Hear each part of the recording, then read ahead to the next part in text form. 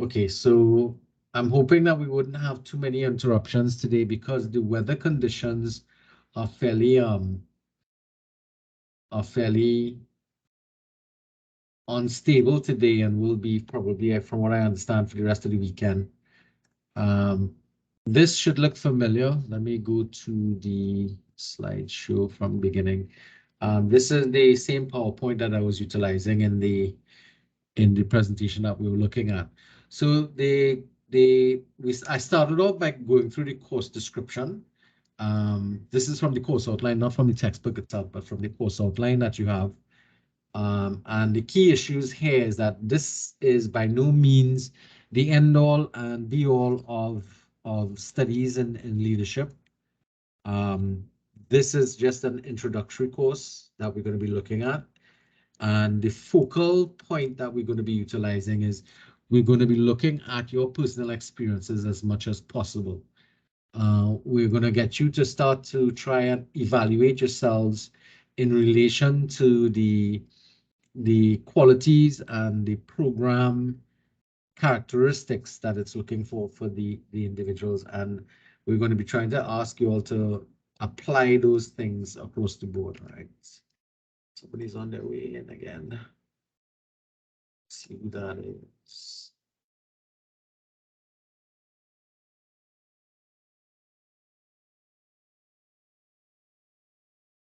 It looks like I'm not the only person that is having issues.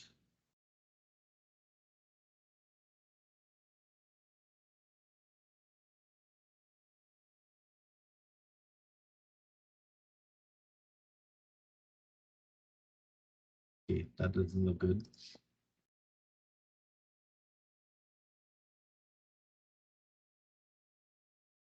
She's trying to get in again.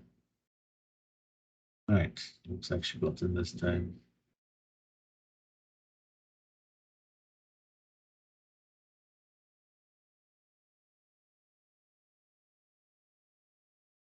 Where is she?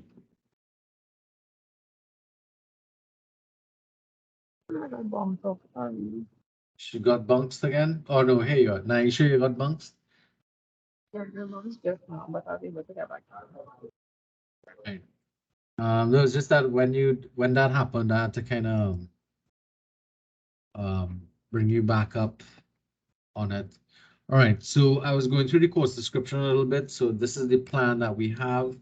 These are the learning outcomes. Of course, there's some elements of just looking at the theories themselves, understanding decision-making tools, creating it. Well, of course, the creation of the plan that we're talking about here is your leadership plan moving forward.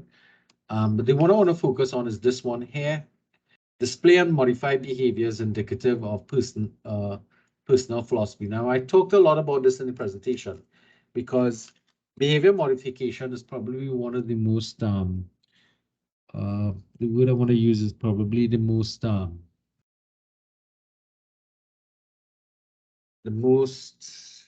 ambitious of course outline,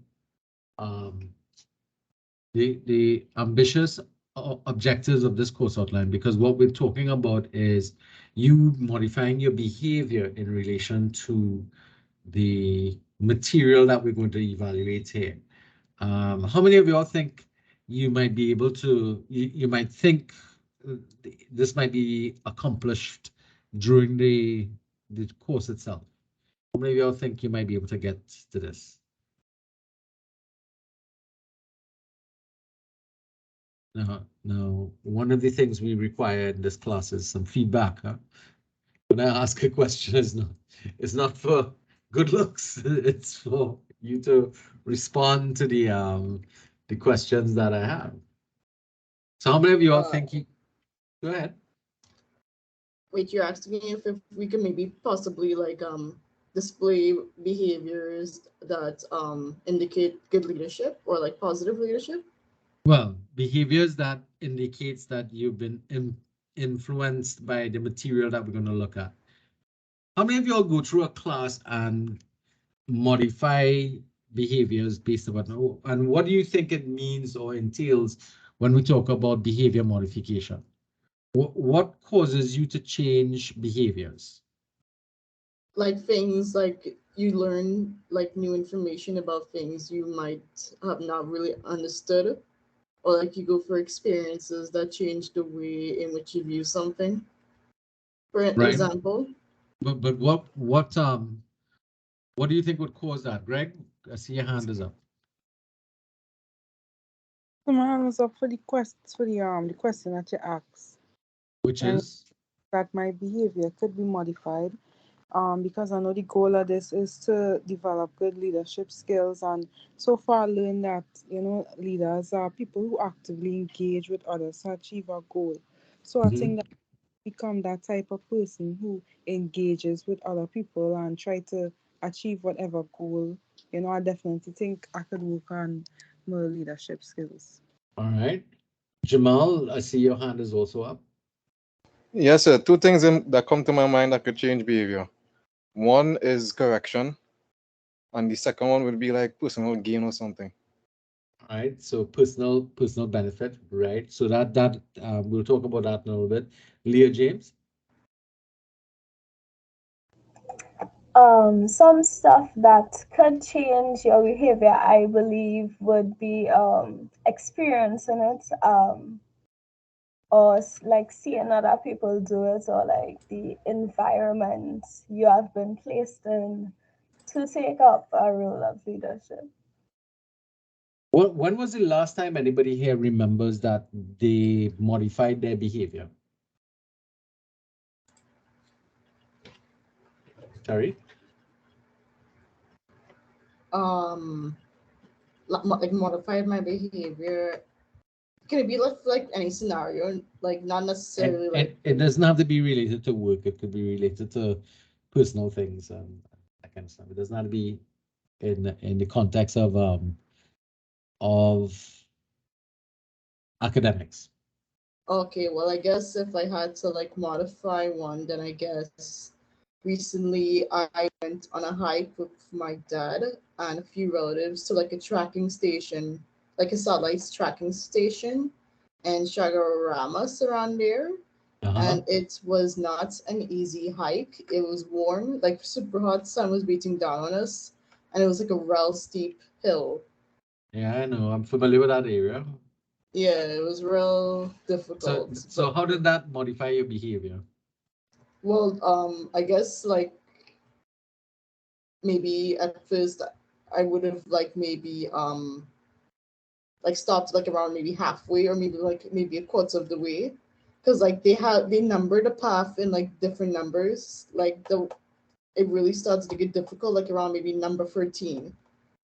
But I really wanted to see that tracking station, and my dad and I already promised my brother, who wasn't able to go, that we were going to take pictures of that tracking station and give it for him and send it to him, right? So Yeah. we had to really push ourselves to go to that tracking station and to like Okay. try and like push our like limits, All and we right, were able to get. but do you really think that's behavior modification? I think so personally, because like normally I would have quit, but like I actually, All right, all right, all right. but like All this right. time was different. I managed to get like the top, and it was a good experience, and I'm really glad that I didn't quit. All right, that sounds good. All right, I see some of the people want to contribute. Um, Let me ask Renee because she's new on the list, but I'll come back to the other guys as well. Renee? Hi, sir. Personally, for me, every time I come into a new class, I modify my behavior, especially with group work. I'm somebody that prefers working alone.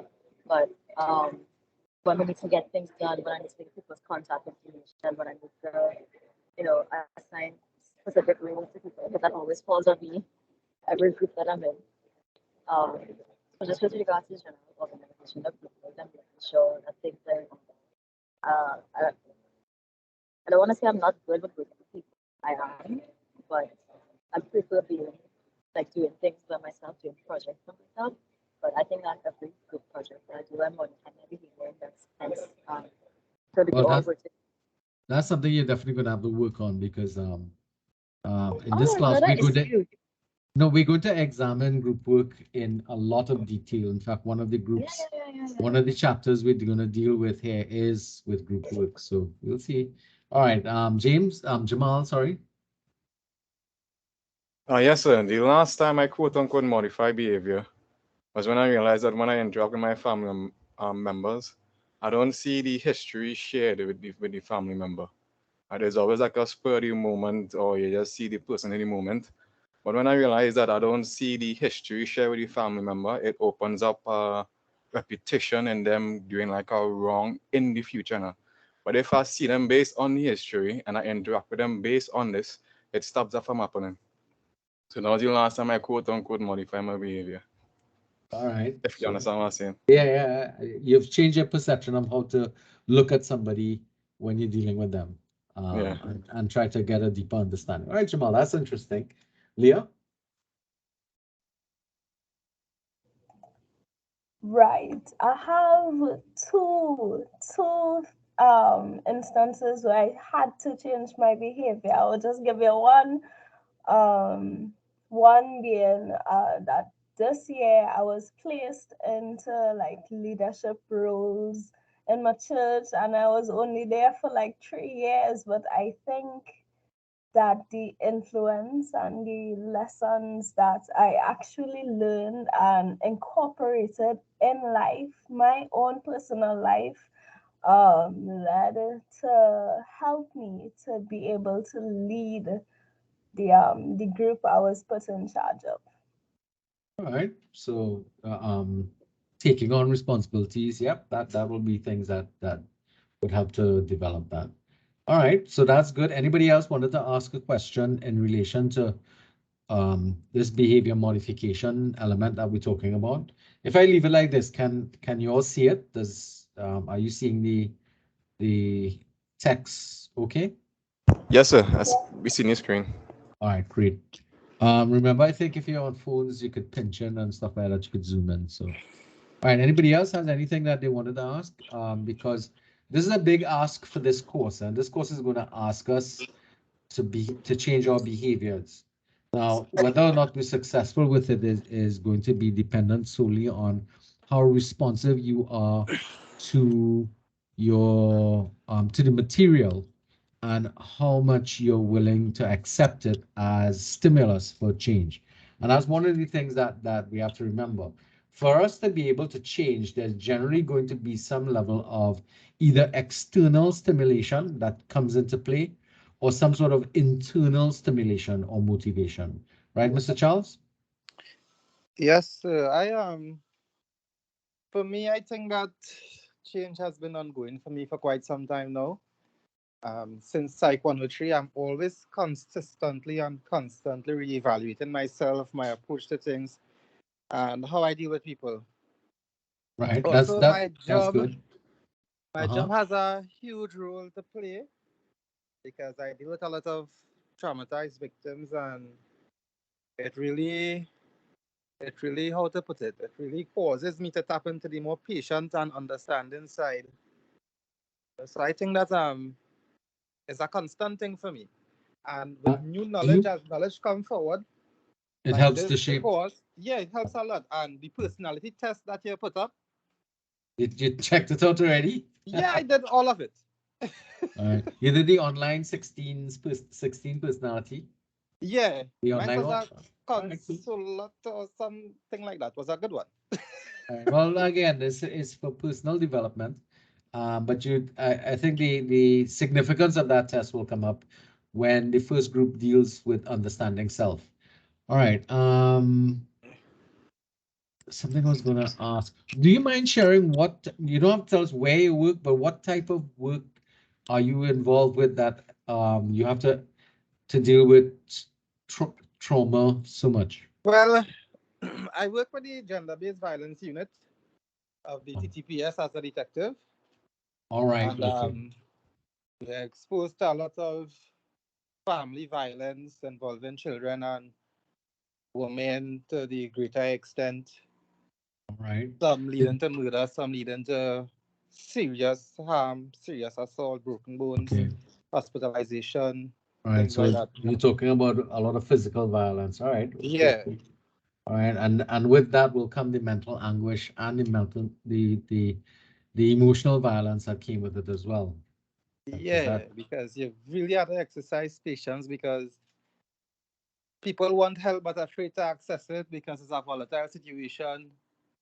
And at the end of the day, they have to go home to face the demons after they don't deal with us. So you really can't yeah? I'm not, rush some, or be yeah. hasty or be aggressive. You really have to be empathetic and All try and right. play a 70% position. So hopefully this class might open some areas of good connection for you. I hope other people would appreciate the contributions that you're going to make as a result. All right. Yes, yes. All right, so let's look at, well, the next slide dealt with the textbooks, and we spoke about it before. The vast majority of the Exploring Leadership text is one that we're going to be utilizing, and we're going to be looking at a combination of chapters from the two textbooks. So it's not the entire text of one, but a combination of two textbooks that we're going to be looking at during the period. All right, so leadership in the modern world, an introduction. Basically, this speaks to what the learning outcome is for unit one. And what we want to focus on is, well, we said 21st century, but we really should be thinking about this new millennium that we're in from that perspective. What we're looking at is how is leadership changing and modifying itself. um, Something's missing now at the end here. All right. How is it changing over time in the context of what's happening in the world around us and with in relation to the regional changes that are taking place with people. So consider, for example, a lot of textbooks tend to focus that we utilize, unfortunately, in the Caribbean is very US based or even UK based. In fact, our entire education system comes from those systems of education that existed in the world. And I was having a very interesting discussion with my mom. She was wondering why we weren't paying or doing a lot of things here for the Queen's funeral. And I was saying to her, I said, well, we've lost that connectivity with the British monarchy because we became a republic. Speaking of which, this Saturday is Republic Day, not so? Yes? Yes, it Yes, is. sir. Oh, okay, you're not familiar with your own holidays. That's interesting. So, as I explained, because my mom grew up in the state in England. Once she grew up, she grew up in Trinidad, migrated to England to do her training. Like a lot of Trinidadians back then, they went to England to study and to sort of like develop their lives. She met my father there, got married, had us, and then they returned eventually to Trinidad to live and build a life here. Why, I don't know. I mean, maybe I could have been in England still as a result, but they made their choices and that influenced where we ended up. So the fact of the matter is that because we're so heavily dependent on the UK and the US, we always tend to be from Trinidad and Tobago's perspective, we always tend to be outward looking. And that's not necessarily a fault of ours, but it is a weakness that we have. We can quickly adapt to different lifestyles when we walk away from Trinidad, but we don't pay attention to developing our own particular brand of self in a meaningful way. I mean, we can't always be just a fetting nation. Let's put it that way then. How many of you all agree with that? With what I'm I I agree agree. with that 100%, Yeah, sir. Nicely put. well, I mean, and it's that way because historically we've been set up that way. We have always been set up with an external focus rather than an internal focus. And unless we begin to make significant changes in the fundamental development of people in the country, and here we're talking about in the basic education system of developing a better sense of self, we will continue to reproduce people who will always be outward focused. Now, the problem with it is that not only one institution can can battle this problem. It has to be battled by multiple institutions, and primarily the most important one is not education, but the home system. We have to be more locally focused in terms of what we're doing.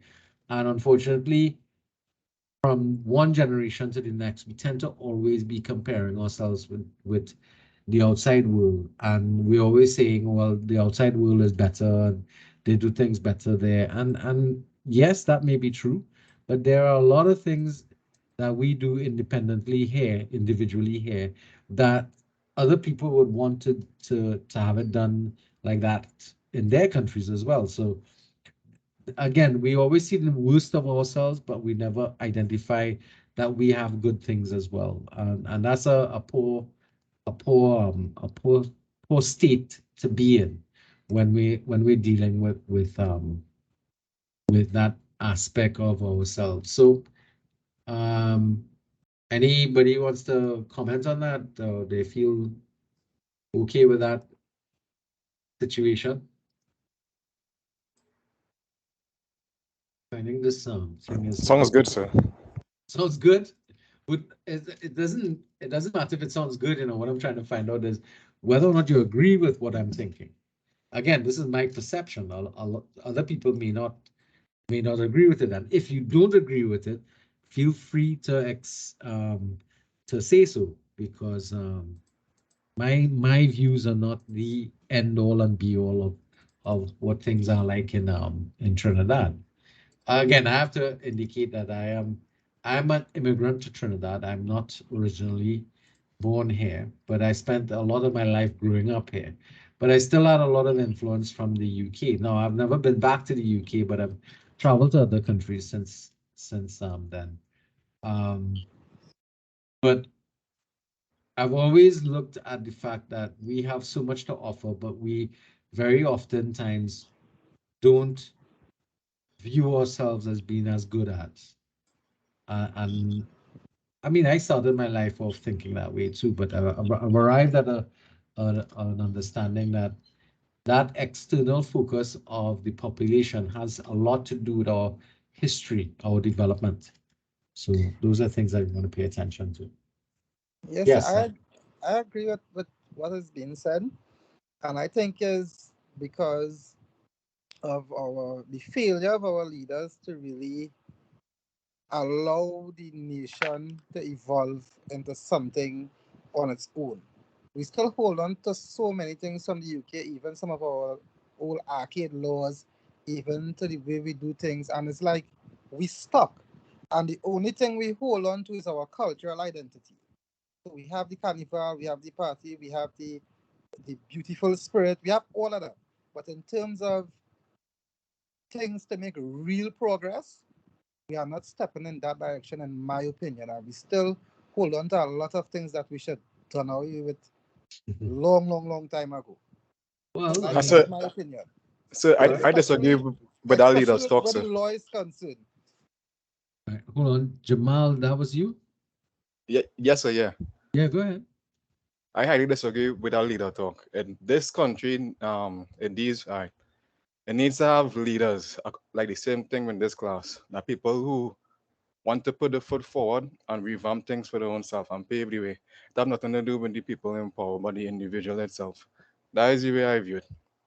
That is the way our life is. If I may respond, the individual can override the institutions and the policies that the leaders put in place. So in order for anything to happen, we have to have somebody at the top level creating policies, changing things for it to happen. You can change your mindset, yeah, but that's Hey, just on an individual education scale. gets you somewhere. So you get some passes, right? You make a name for yourself, and you do what you need to do. All right, that is it. Still, but Yeah, that's on a but I micro. think That's on a Jamal, micro what level. That's on a micro level. If No, we it's looking not. at What you're saying is arbitrary. There's not no micro level. That level could get you to a huge level if it just push forward in that part alone by itself. but one of the things that I've noticed about Trinidad and Trinidadians is we've always been touted as a easygoing people. But another way of looking at an easygoing nature is that we are also apathetic. So therefore, as a unit, as a population, we don't agitate for change collectively. When there is agitation for change, it's usually for minor change. So one of the points that Mr. Charles is making about a lack of leadership is correct. And Jamal, you're also correct as well. But the problem here is that to be able to make meaningful changes in most societies, you need a combination of groundswell information or groundswell ideas coming from the main population and leaders who are willing to look at those demands coming from and respond to it. We have a problem where a lot of our leadership here is very maximum in style, that they just simply want you to shut up and listen and follow what they want. Agitating against it creates an issue where they'll just simply look at it as you just being bad, if you understand what I mean.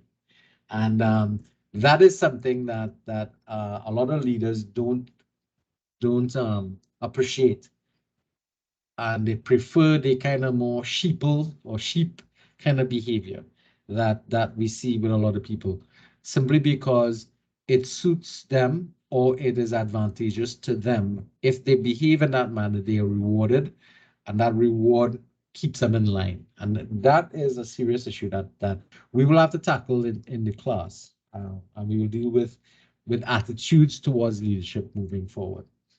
All right, so let's just look at the definition that came up in the textbook. But that's some interesting point of views there, and it's understandable that we will have differences of opinion. That's to be expected across the board.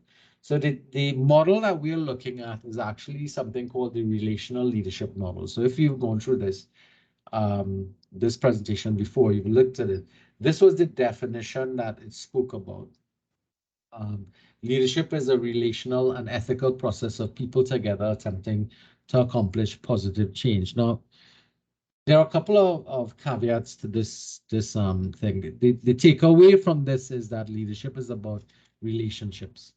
So if you think about the best people you've had as leaders in your life, think about the relationships that you had with them.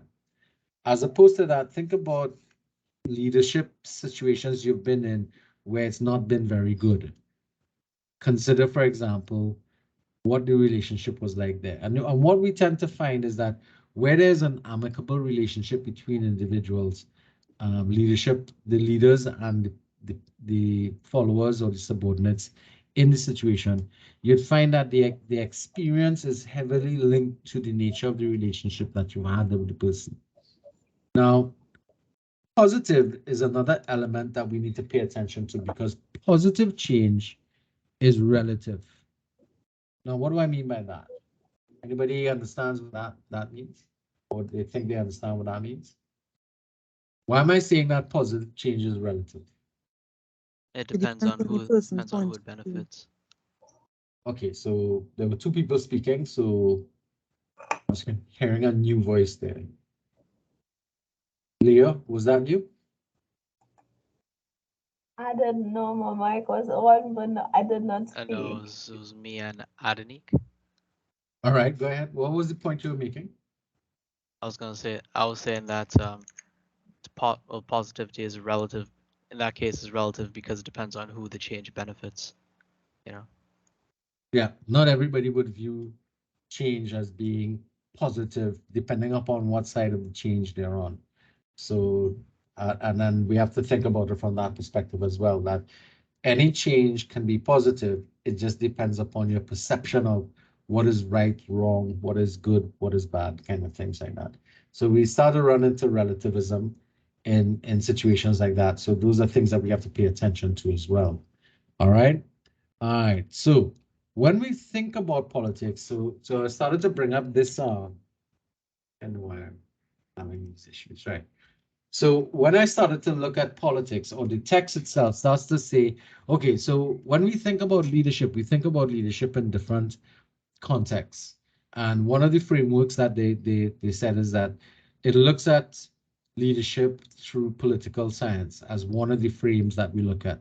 Now, a lot of times when we think of leadership, we always think about it through the political sphere, because it's one that, as we get older, it becomes more critical to us, because real power and influence, people in government, for example, tend to impact upon our lives directly by the policies that they bring to bear on us. So that's one of the reasons why we always think about leadership from the political space. So when we think of leaders, we always think about, hey, um, you know, leaders has to do with the people in charge. So when we think about it from that perspective, what we're really talking about is who has power and how are they using that power to influence your lives. Okay, now in your early lives, what you may have found was that your parents had power, and therefore they would have influenced you in becoming a particular type of individual. Similarly, teachers in your lives were given power by their position. So they had positional power. And when we start to look at power and influence, we'll see the sources of power and so on, and begin to look at how we place people in power, why we put people in front of us as being, hey, this person has power and therefore can influence me. So I had a number of images that I had with the other one, but I have these newer ones that I was updating recently. So these are three um, presidents or prime ministers from different countries that have a lot of power. You're all familiar with these guys, right? This is Trudeau, Biden, and this gentleman here, I think, is from France, if I'm not mistaken. I could be wrong. You're all familiar with these guys, right? Biden, yes. The other two, never see them in my life. Really, Trudeau? Justin Trudeau is from Canada. I'm vaguely familiar with Trudeau. Right. I'm familiar with the first two, but I don't know much about the one on the right. Right. So he's relatively new to this group of individuals. You might be more familiar with these guys. Yeah. Right. And Nice that's people. because, sorry? Yeah, familiar with this. Right. Because these are what we would currently call as the leading powers that be in our current situation. And this other one here was the G7 summit in early in 2020. So what you're looking at here is all of the same prime ministers. So the bit of the picture we saw here was actually this center picture here. So you can see the flags in front of the individuals representing the different people who make up the G7. Now, what is the G7? Anybody knows what that is? I believe it's the Global Seven, or just the group representing all the world's leaders of the world superpowers. Well, the G7 represents the 7 most important and powerful countries in the world. That's what it's called, the G7. And there are different summits that they have over time. You have the G7, G10, and that's where they begin to bring in a wider array of leaders from. And you could tell this is a bit old because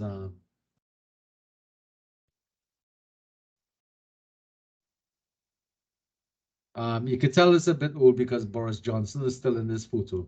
So it's a little earlier this in this year that this particular thing had happened. All right. So when we think about politics here in Trinidad, what do we refer? We think about our local governance, right? We think about our prime minister and various ministers. We think about the opposition, and we think about the the nature of the relationships that they have with the people and the behaviors that they engage in. How many of you all pay attention to what's taking place in Parliament around us? Any of you? I pay attention to some extent. All right. We have a very important thing coming up at the end of the month. I have a batch of my students. I'm also an economics teacher, so I have a whole batch of my students getting set for the budget debate or the budget presentation that's coming up.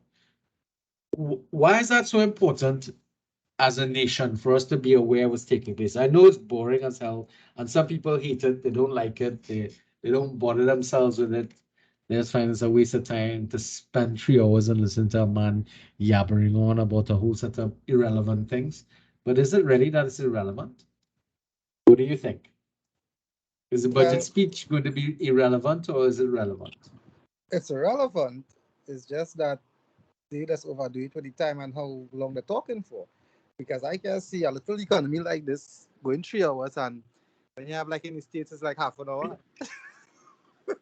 Well, there are two balances that we could look at, because in essence, the presentations that are made in the United States have no bearing on the size of the presentations that they make, but they have come to understand that their viewing public has a little tolerance for lengthy exposition, and they like Jamal said, they have been able to influence politicians to the point that you can't spend too long trying to make a point.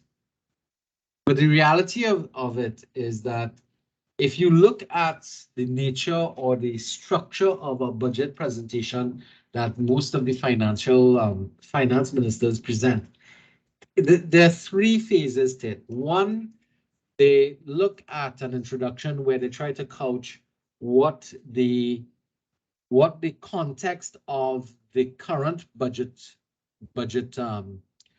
proposition or options are going to be set up on. So they're looking at that perspective. The second element is that they have to review what happened in the previous period. So they're going to be looking at doing a review of the previous budgeting period, because that then influences the last section, which is what is going to happen moving forward, what policies are going to come. So that, but if you listen carefully to it, if you spend some time and you listen carefully to it, you'd see the nexus between the first element, the second element, and the last element. So it shouldn't be surprising to you the type of policies that come up, but most of us tend to focus on the last element, where we're looking at only the measures that are being implemented. But you've missed out why, and this is one of the reasons why it's important to listen to the entire thing. What they're thinking is in the previous elements of the presentation as to justify why I'm using these policies now.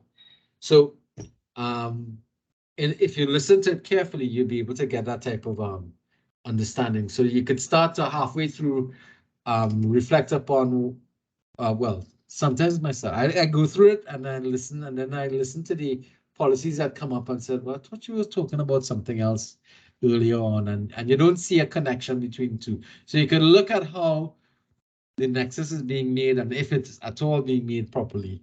That's a different issue. That's when we start to get into policy analysis, which you guys will not be doing here, but I have my students in economics classes doing policy analysis between function and purpose. So those are things that we're going to be looking at in that class. But contextually, one of the reasons why we pay attention to our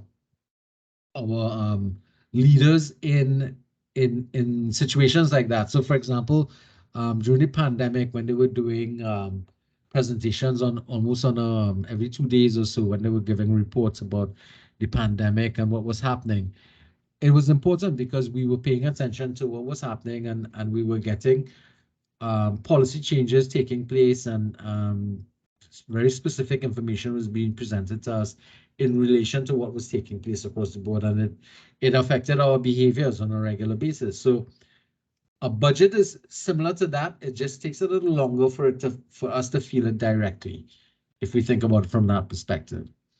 Another method of looking, when we think about leadership, we think about leadership in the form of management. Now, I know I had similar pictures, but these guys are touted as, in the last decade, oh, well, 2 decades or so, these have been touted as some of the most influential business leaders in the world around us. So you all recognize most of these guys, right? Yes, sir. Right? Yeah. Anybody picks out anybody that is not doesn't, well, one guy is dead. That's this guy here, right? You know this guy is not alive anymore. Who's this? Steve Jobs. Yeah, good. This guy is no longer in business, but he is still influencing a lot of decisions that are currently made, especially when it comes to vaccines. People are already there are a lot of allegations that he has what nanochips in the vaccines that they check. Some really hilarious stuff. This gentleman here is in a lot of hot water because of issues taking place with his apps and information gathering. This gentleman is probably the biggest shop in the world, Amazon. This gentleman is here. He's not as big name these days as these guys, but he's here for a reason. And we'll see a little bit later on why he's there, because he's diametrically different to these other gentlemen here in terms of what he does as a business. Somebody who's recently replaced him is Elon Musk. You all familiar with Elon Musk, right? Yeah. Yes, sir. Oh yeah. Yeah. All right. What's he famous for these days? Well, besides the other nonsense, what is he famous for these days? Tesla, Okay. social media. Tesla, and I think SpaceX. I think he has something to do with SpaceX as well. Yeah, he runs SpaceX. The That's his founder of company. SpaceX. Yeah. He's already getting ready to go and live on Mars, basically. So yeah, he's funding and working assiduously to getting to looking at taking a trip to Mars. So that's going to take a couple of years.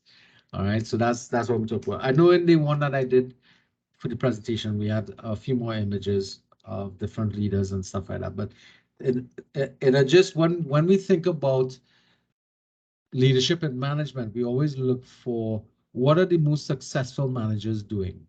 And with the kind of trend we have in Trinidad and in the world around us to be more entrepreneurial in nature, for us to be looking not just at what businesses can who's successful, but how can I become a successful business owner and business producer and entrepreneur?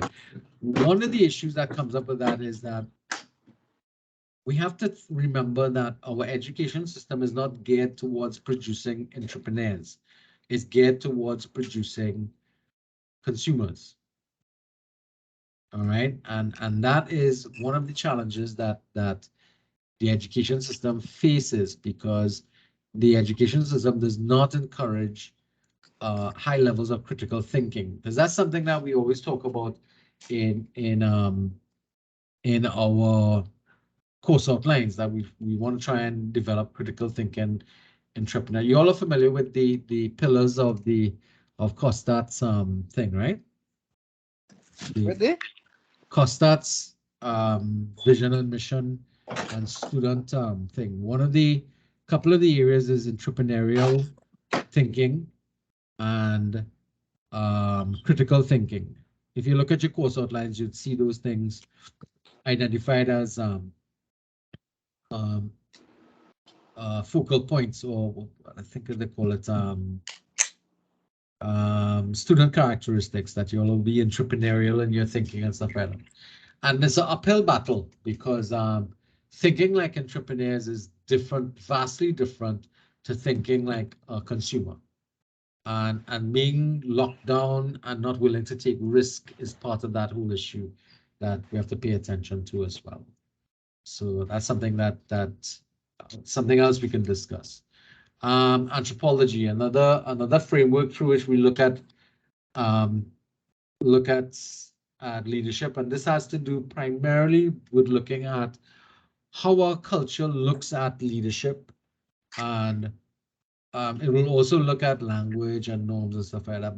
But if you think about it from this particular point of view, from an anthropological point of view, a lot of leaders are always, societies look towards leaders as being men, or society looks upon leaders as being older. So sometimes you have a paradigm shift where leaders no longer have to be the old or male. So there's a chance that we can experience change coming up in our society, where we start to look from in our modern society as opposed to our ancestors, where leadership was based upon your birth, what family you came from, what kind of income and simple things like, the color of your skin, those kind of things were anthropological in nature through our societies. And this image here has to look at that, or looks at that in terms of what comes from before, in terms of what was valued by our societies before. So that's where we tend to get this type of thing coming up. What were the values that we held for leaders? And that value system would develop into the practices of leadership, the rituals, the heroes, the symbols, that type of stuff. So we have a whole set of issues that come up from an anthropological point of view. And in fact, we're going to be looking at the influence of anthropology on this. All right, somebody else is coming in. Who that? All right. I take it that people are getting kicked off and trying to come back in. Have you all set up your student emails? Welcome back. All right, so another vision of leadership can be looked at in the context of history and how history developed, or people who are significant. So we have these guys here. You all are familiar with these guys, right? Some of you all might be if you're into history. So these guys were very important during World War II. That's the last major world conflict that we engaged in. So this is Joseph Stalin, this is Hitler, this is Winston Churchill, and this is FDR. These gentlemen were pivotal during the period of World War II, and they kind of ganged up against this guy. You all know who this guy was? Sorry, what? Yeah, switch over. Who's this guy here? Hitler. I don't know. They all just kind of ganged up on him. Doesn't seem fair. Rennie? Adolf Hitler? Are you familiar with what Adolf Hitler did? He was a very mentally ill man. Yes, but in his mental illness, he was able to get an entire nation to go to war. I mean, I don't think it was just that too. I mean, the guy was literally just evil. Even when he was losing, he refused to stop the whole Auschwitz thing. Yeah, because he was driven towards the success of his ideology, and you have to understand where his ideology came from. I mean, I don't know what the Torah did to him, but it did something because he had a vendetta. Well, he wasn't him alone. Interestingly enough, his views wasn't only popular in Germany, but was also popular in the States at that time too, and parts of England as well. It's just that what he did was openly aggressive and openly and the world, the rest of, and he wanted his point of view to be the most important. Right?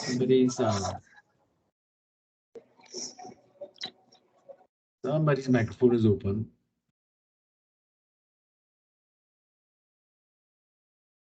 Right, they closed off there. All right. So during World War II, for example, I mean, he believed in the superior Aryan race.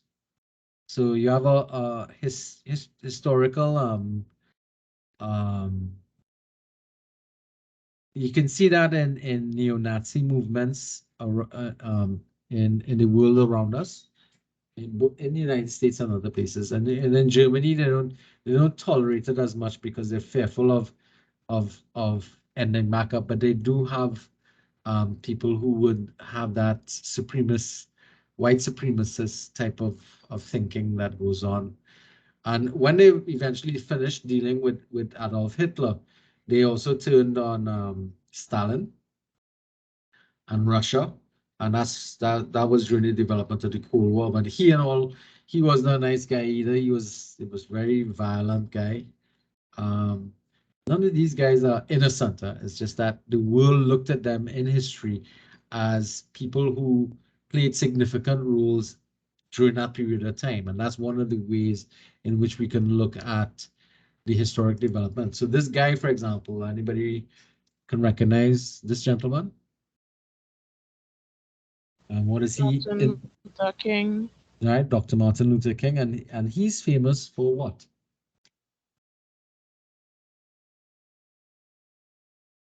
The civil rights movement and Right. his dream speech. Yep. Well, that was one of them, but also him being assassinated was an important point as well, when he was assassinated in Memphis. So again, it became a focal point around which a nation was able to try to make changes in relation to the way in which they were dealing with a part of their population. This gentleman here, Stokely Carmichael, you all familiar with this guy? Nope. No, sir. All right, you all know Kwame Ture, a Trinidadian. You all don't know Kwame Ture? Afraid not. No. No? Well, Kwame Ture is a Trinidadian. Who this guy is? He used to be he called himself his name was Stokely Carmichael. And like Malcolm X, he was very important during that period with Malcolm X, where they changed their names because they didn't really know who they were. Do you understand why Malcolm X changed his name to Malcolm X, right? You all ever looked at any of the Denzel Washington did a great portrayal of him in Malcolm X. Why did he call himself Malcolm X? It was to detach himself from the slave name. Right. What was his actual name though? I can't recall what his actual name was. Elijah, sir. Nope. What? He was born Michael Small. Malcolm Small. That was his birth name. And he got rid of that when he started becoming more enlightened and called himself Malcolm X. Okay, guys, you need to read, or there are movies about it. For example, Stokely Carmichael was featured in, how good was the name of this film, boy? The Black Klansman. You all ever heard of that movie recently? The last 5 years or so? I heard of it. I heard of it, but I want to didn't get watch an it. It looks opportunity to watch interesting. it. All right, so you can look at that movie, The Black Klansman. It features him when he first changed his name. He was important in the Black Power movement in the United States in the 60s to 70s, especially with the student bodies, because that's where they did a lot of their things. And he came back to Trinidad and was really important in the Black Power movement here in Trinidad as well. And that led to the Black Power Revolution in Trinidad. You all know about that, right? We had a revolution here in 1970. Yeah. right? And we went similar to what took place in 1990, but from a different perspective at that point in time. A lot of people were killed and shot during that period, but again, we haven't really kept that history or recorded that history to really evaluate where we were and why things happened the way they did. A lot of just like 1990, where a lot of things are not known, and these things become, what's the word I want to use? They kind of get shoved under the carpet kind of thing because some people prefer not to look at them. All right, so this was something I found today. Actually, I was looking at getting some images. These are leaders, influential leaders in history. Now, I don't know all of them, but I do know how many of these can you recognize? Let's just ask that question. Let me just make it bigger so that you can see what I'm talking about. How many of these people can you recognize as this is Time Life had put out this document, these photos for people that they have identified as influential leaders in the recent history of the world. How many of these people do you think you can recognize? Like who's this gentleman up here? This smiley guy. Cristiano Ronaldo, sir. Yeah, that's Ronaldo. That's football, sports. This guy I can recognize. He's the Chinese Prime It's Minister. Winnie the Pooh. Don't call him. No. You know you can go to prison for that, right? We ain't Yeah. in China. No one cares about Trinidad. All right, this is Beyonce. Who's this guy? As I said, there's some people that I can't quite. I know this is a musician. What's his name? Pharrell. Right. Pharrell. Okay. This is Snowden. Do you know what he's known for? What Snowden's known? WikiLeaks. That's what I know about. No, it's So Wait, you mean WikiLeaks. WikiLeaks? And there was also that thing with Hillary Clinton's emails. Got No, leaked on that's WikiLeaks. not him. Julian That's not him Assange. either. Oh, that's not him? Nope. He used to work for NSA, and Oh. he gave some material to some newspapers that showed that the U.S. government was gathering data on the everyday people around them. So it was that's something that you want to look back into. WikiLeaks has to do with Assange. I think I can't remember his name. It's Julian Assange. Assange. Yeah, that is Oh, WikiLeaks. okay, I get you. So you again tie up there. Could have sworn that was the same guy. I'm surprised this girl is here though. You all recognize this lady? Is that Miley Cyrus? Yes, I don't know why. What is she the leader of?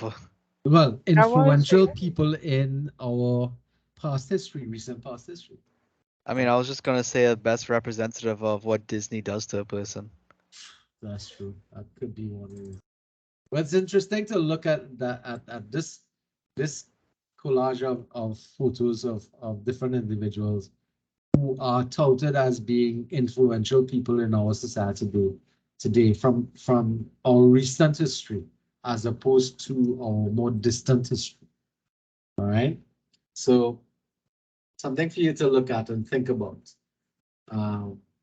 Because history has a lot to do with those people we look upon as either having a good or negative impact upon our society, and the measurement of the impact that they've had on our societies. And again, good and bad is relative, right? Negative and positive is kind of our relative statements. Okay. Okay, so another framework that we look at leadership through is through psychology and sociology. And we're going to spend a lot of our time in this area. So let's think about, we're going to be looking at all of these different theories. All right, this leadership theories, great man, situational, behavioral, participative, all of these we're going to visit in this course. And a lot of that information there came from these gentlemen. Anybody recognize? Well, should be able to read this one. This is Sigmund Freud. All right, you all should know about him. What's he famous for in terms of his development?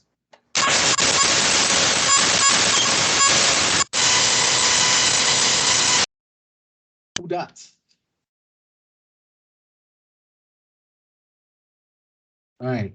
Who's He's been Sigmund hacked. So I Freud? know he's famous for the psychosexual theories and psychosocial theories as well. Yep. Especially the id and penis envy and things like that. Yes, sir. Right. The But id, he's most famous for the psychoanalysis process that he utilized. All right. He made that quite popular. In fact, a lot of what he um, postulated back then has become the type of activities that we see taking place today in society around us, or in terms of the method in which a lot of the psychologists today treat with it. All right, so this guy in the middle here, you might not recognize, but that's Karl Marx, the guy with the beard. Yeah. Now, interestingly, he wrote about communism, but he was also very important in writing about other techniques that were utilized in behavioral sciences. And this gentleman over here, if you've done sociology, you'd come across somebody called B.F. Skinner. And B.F. Skinner is important when we look at education. And we're going to be looking, or a lot of what we're looking at is going to be influenced heavily by the behavioral theories that he developed, especially as it came to education, and in particular, adult education. That makes sense? So this question here is really important. How does your field of study or your experiences deal with leadership? How does your field of study approach leadership? So let's ask that question here now, because that's an important question that you all need to begin to look at from the perspective of how does your professions or your area of study work in terms of determining leaders in their fields?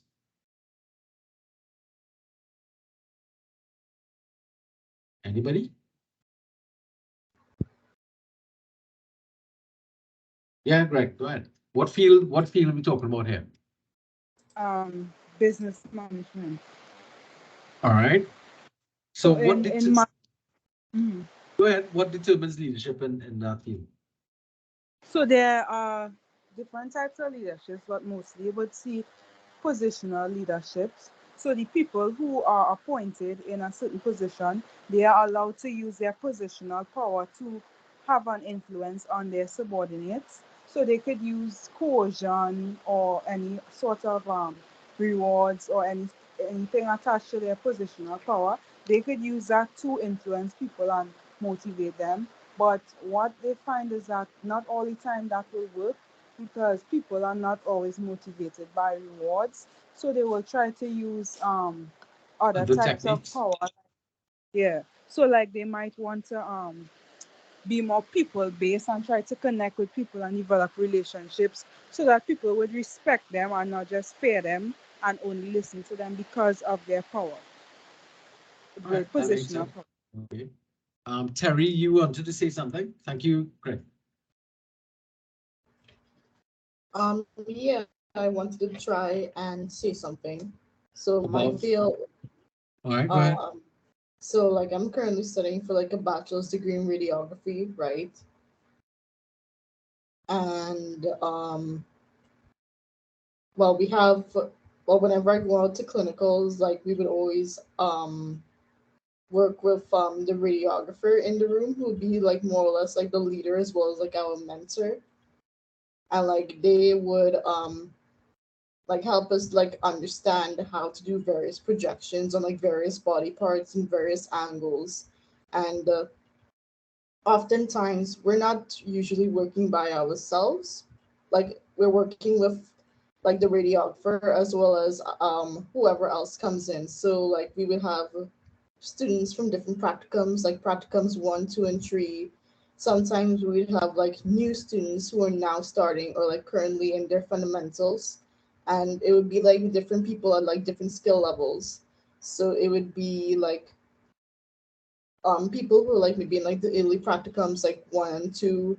You would have like the final year students who are like about on more or less the same level as like maybe the radiographer, and you would have like the newbies and fundamentals who might actually know some things. And so like we would have the radiographer who like sort of organize us together. But the question And is ready. How do how is the leadership worked out there? Is it experience? Is it time? What's determining who's in a leadership position in that case? well, it would definitely be like time spent like and experience for sure. Experience. All right. Yeah, time and experience for sure, I think. Yeah. All right. Time, experience, and expertise. Yes? Yeah. All right, good. So those are anybody else wants to contribute?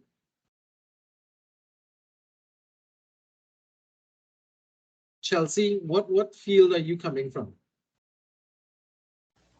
Bachelor's in graphic design, so Right, and have you worked in an environment, graphic designs environment? no, not yet. I just joined Custard last year. Okay, and so you're a bit junior in the this Yeah. stuff. All right, okay. Well, have you ever worked before though, before coming in? No, I Right. literally have zero experience. All right, but in your own circle of friends and activities, who are the ones that tend to become more of a leader in your group of friends? I feel like somebody who charismatic. All right, okay, that's Um, interesting. And somebody I who definitely wouldn't be the leader in a group because I'm more introverted. yeah.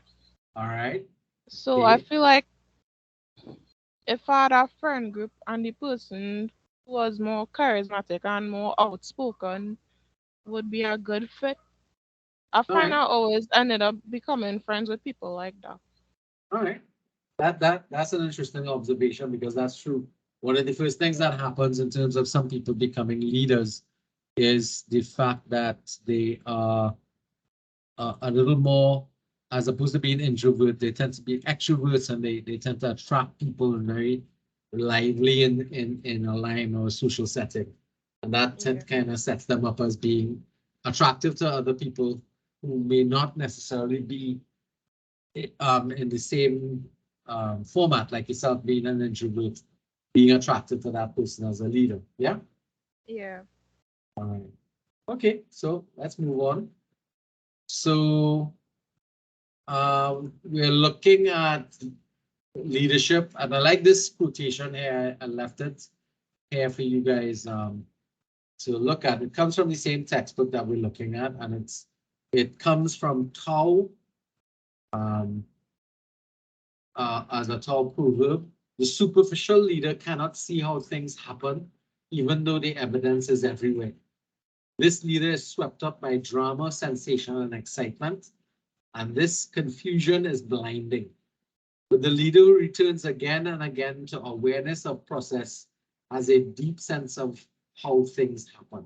And this is an important quotation for the simple reason that what it's talking about there is the reflection required as a deep leader to be able to really fully understand and comprehend why things are occurring around them in the way they are, and what kind of impact they can have on that process if they pay attention to how things are happening and not just get caught up with the everyday action. And this is something that I've found a lot of businesses tend to suffer from.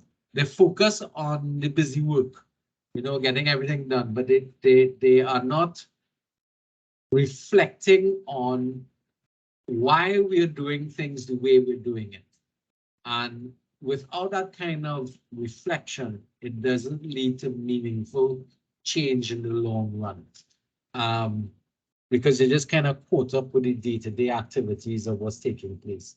I'll leave this one out because this was something that I had found was quite an interesting photo that was taken when Trump was president. And what was going on here is that he was removing, and Biden kind of undid all of this stuff that he did before.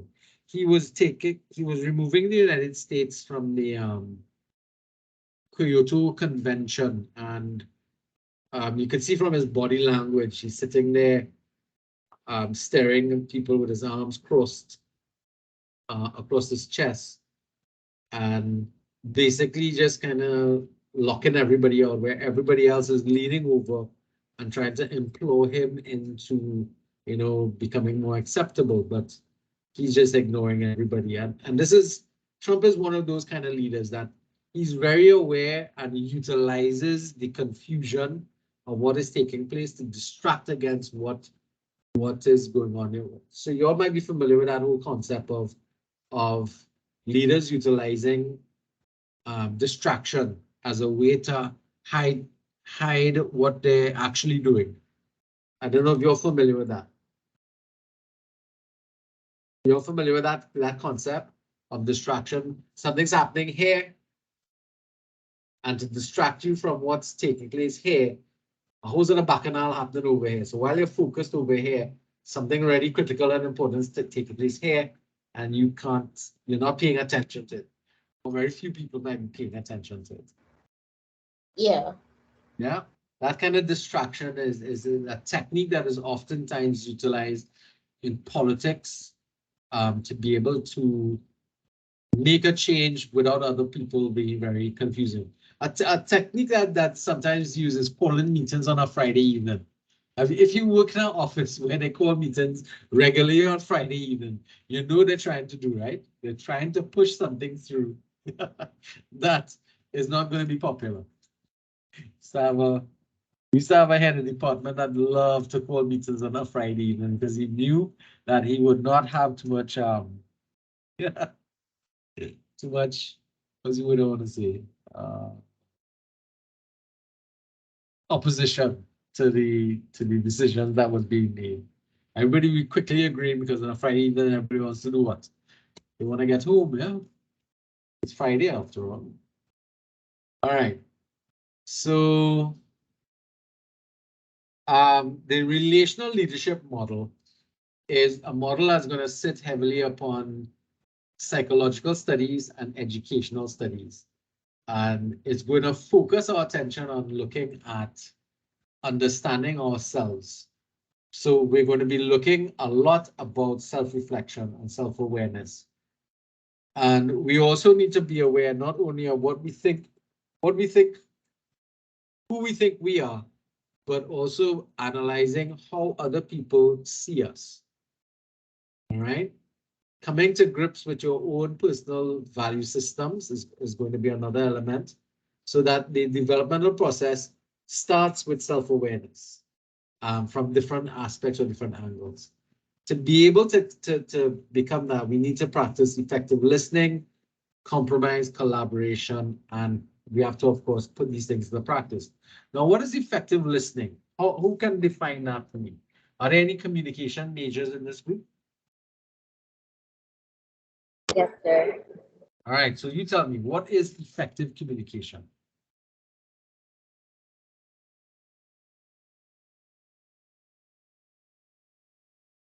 Yes. Am I asking too much? Greg, hold on. Who is the person who was last speaking? Oh, me. Sorry. Right. So yes, Renee, tell me, what is effective communication? My definition is unique communication, which conveys. Okay. We're not having very effective communication. You just keep on breaking up a little. I know, but I'm still in my work. That's why it's kind of noisy because of where I work. All right. Okay. I suppose my definition, it would be the manner in which not just instruction, but information is communicated, whether you get the message across with clarity and whether it is received with clarity. All right. I think you have the gist of it, yeah. But as I said, it's quite low. Greg, what's your contribution? I was just going to say that effective listening is listening not only to respond, but to get the information that the person wants you to receive. And I think that effective communication, it is getting your message across, because sometimes you might send a message a certain way, but the person might decode it differently than how you expect. I like that term you use, decode it. Yeah. And that's important. Effective communication means that both parties understand what the original message was intended for. So what you're looking for is mutual understanding, and that's the thing. You want mutual understanding of the idea. Now, what happens when people communicate is that you get ladders of interference. That's the frame of reference we're looking at. And one of the first ladders of interference that gets in the way of effective communication is our own perception or feelings about whatever is being communicated about. Now, some types of communications are relatively easy, but there are other types of communication about different topics that become a little more problematic, especially when you're talking about something that has an emotional response. And those are the ones that we have to be most careful about, because there's a tendency for us to start to judge something. And therefore, when we start to judge something, we're not really effectively listening anymore. So the practice of effective listening is something that we have to be working on to be able to develop good leadership qualities. Some other foundational principles of leadership is that leadership concerns us all. But we need to understand that leadership is valued and viewed by other people differently. Now, when we're younger, we have a tendency to not think about leadership in a very broad sense. But in fact, leadership is affecting us because we're in school and we're either going to be a leader or a follower. And we really don't think about it from that perspective. We just think about it, well, these are my friends and these are the people I want to, but it is a lot of it has to do with leadership potential. And the other fact is that different people will look at leadership and value it differently than others. So some people don't look at leadership as being important or critical, and that might be shaped by the fact that they don't trust other people very easily. It might also mean that in the grand scheme of things, they don't see that as being important. But again, we have to remember that it's valued differently by other people for different reasons, right? Again, like with everything in life, it's not a static thing, it's a flexible thing, it's a dynamic thing. And different settings call for different types of leadership. And of course, the main thing we want to bring out from this particular foundational principle is that leadership is something that can be learned and developed, which is the departure from some of the other people, other models that we've looked at. It requires a commitment to high ethical standards, and your ethical standards are usually going to be attached to some form of change that you're trying to make, either in a business environment or social environment, and that you are socially responsible in your behaviors, so that whatever you're doing, you're being socially responsible. So that brings us in a list of other things. Critical thinking, we talked about that already. If you're not accustomed to critical thinking, then you're kind of handicapped with that. Credibility, authenticity, integrity, and ethical conduct. All of those work together in terms of determining your levels of ethical behavior. Because if you're not credible, we're not going to follow you. If you're not truthful or authentic, people will trust you. If your actions don't speak to your words, so you're not being, you don't have any integrity, you say one thing and you do another, then no, it's going to affect everything that you're going to be doing, and therefore your ethical behavior is going to be questioned across the board. One of the three basic principles that we have to start with, as we spoke about before, is the knowing principle. You must know yourself. You must know how the change that you're trying to get done occurs and why other people will see things differently to you. That has to do with perception. So that brings us to this. And I have a statement here: perception is reality. Now, let's focus on pieces of these pictures because these two pictures here are very similar in nature. Let's look at the pencil drawing one. What do you all see?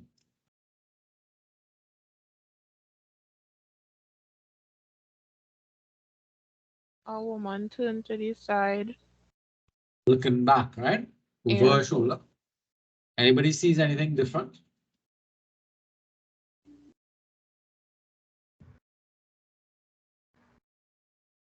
Anybody sees an old lady looking down? Oh, I see it now. You I see the think old, so. I'm not Yeah, entirely sure. I see in the boat. we're seeing both. Yeah, there are two images in that particular thing. There's a woman looking over her shoulder, a young lady looking over her shoulder, looking away from us. And there is a older woman looking down, um, with her chin on her, let's say her chin is on her chest, looking down. Anybody not seen any one of those or both of those images? I'm I probably can only see wondering, the young woman. I can't really see the older woman very well. I see both. right? Well, we see So, dead people. Okay. I see the skull on the right. No. Let's leave the skull alone for a bit. We're focusing on the pencil drawing on the left-hand side here. Wait, hold on. I think I'm slowly starting to see what you mean by the old woman. Right. So if you look at this part of the chin here of the young lady, this is the nose of the old lady. These Right, are okay, I eyes see it. here. Right, good. Sometimes what you need to do is kind of close your eyes and then look again. Some people turn the pictures sideways and stuff. So I think it was Jamar, Mr. Daniel was talking about the picture on this side here. So some people now, there is a perception issue here about what you see and what it means. So if you see the skull, how many of you see a skull here? Well, the mirror, like the mirror forms like the cranium of the skull. You Correct. can see like the reflection and the lady's head make up the eyes.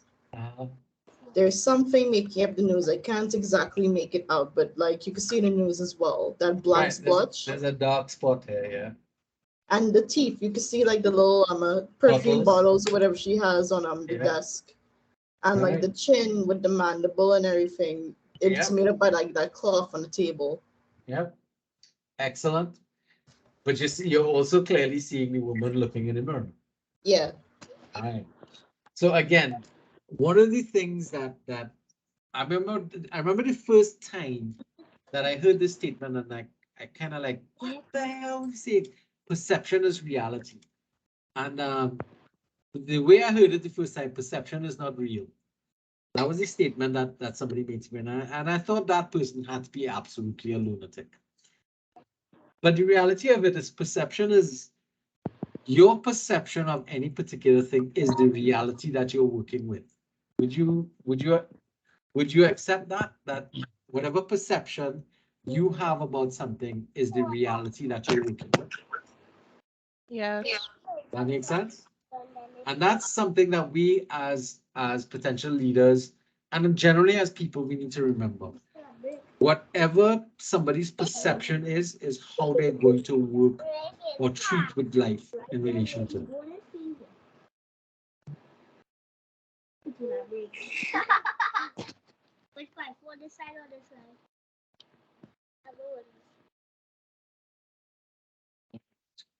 After that. Okay. So it's something that we have to be really cognizant of that. And that speaks to why we need to understand people look at things differently. It's because their perception of what you are thinking of or what you're dealing with is different to what other people have in mind.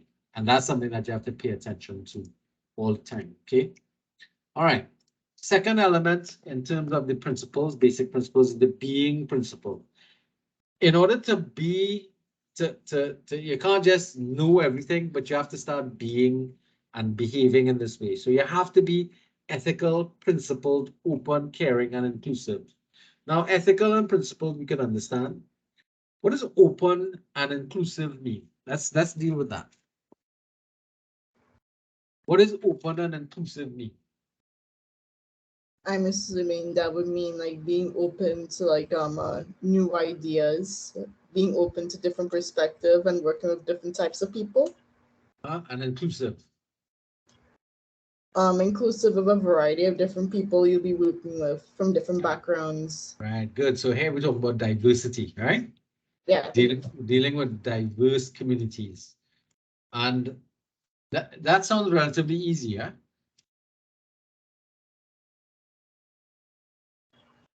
Yeah.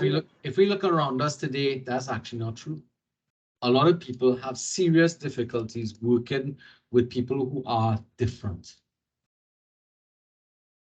or position themselves. There's a huge issue going on right now with transgender people or individuals, and generally with anybody falling in the what people commonly refer to as the alphabet people. LGBTQ. Oh, you mean the LGBT plus community? Right, because transgender falls into that, and people have serious issues with it, and they, as a result of them having issues with how people perceive themselves, they treat with themselves, they treat people in a negative way, and it means that you can't listen to somebody if you're not even going to look at them as being a valuable person.